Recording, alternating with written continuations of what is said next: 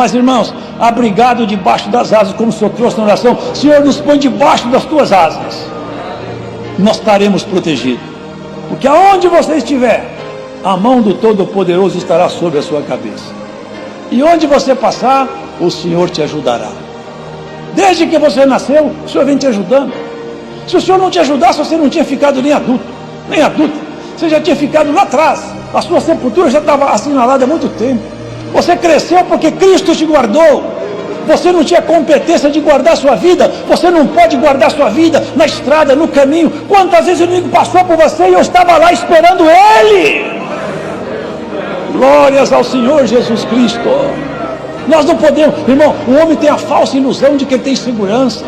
Ele contrata uns agentes de segurança, faz plano de saúde, não dá segurança a ninguém. Quem dá segurança é Deus.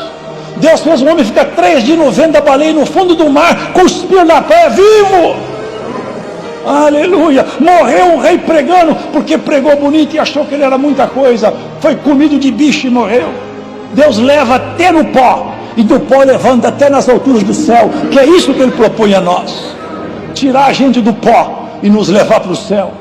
Nós não fomos chamados para ser crente, eu sempre falo isso, ser crente é muito pouco, nós não fomos chamados para ser crente, nós somos chamados para vir habitar no céu.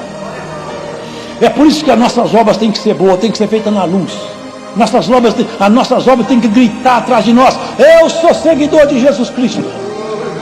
Quem te conhece tem que falar: esse homem pode ter o defeito que for, mas honesto, sincero, sincera, o que ela fala ela cumpre, e ela tem a vida limpa. É isso, é a nossa história. É o que nós fomos chamados para ser. Não adianta ter dons, e é bom que tenha, aí é necessário que haja dons na igreja, porque é promessa do Senhor.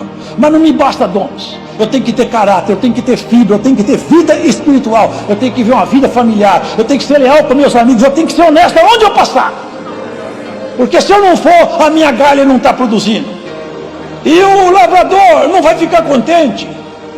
A palavra hoje vai tirar alguns empecilhos das galhas, até uns bichinhos aí, e nós vamos produzir mais fruto.